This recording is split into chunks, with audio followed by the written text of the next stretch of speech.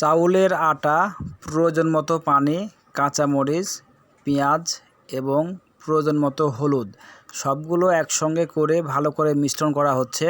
আসলে দেখে বুঝতে পাচ্ছেন এগুলো কি করা হবে। আসসালামু আলাইকুম বন্ধুরা, সবাই কেমন আছেন? আশা করি ভালো আছেন। আপনারা দেখতে পাচ্ছেন সবগুলো একসঙ্গে ভালো করে মিশ্রণ করা হচ্ছে। আসলে এগুলো হবে চিতই পিঠা। পিঠাটা হবে ঝাল, এর জন্য আর কি সবগুলো প্রস্তুত করা হচ্ছে ভালো করে।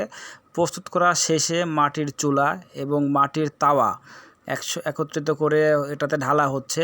আসলে এটা হচ্ছে পিঠা হবে 4টা এই তাওয়াতে। এর চাইতে বড় তাওয়া আছে, ওটাতে পিঠা 7টা হয়, তবে অত বানালে বেশি পুড়ে যায় আর কি, ওই জন্য চারটাই বেটার ভালো। এরকম করে দেওয়া শেষ করে কিছু সময় ঢাকনা দিয়ে ঢেকে রাখতে হবে।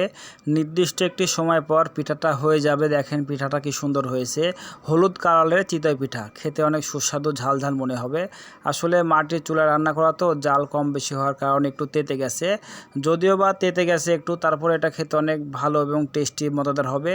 তো এরকমভাবে পরপর কয়েকবার পিঠা বানানো হলো, কিছু পরিমাণ পিঠা বানানো হয়েছে।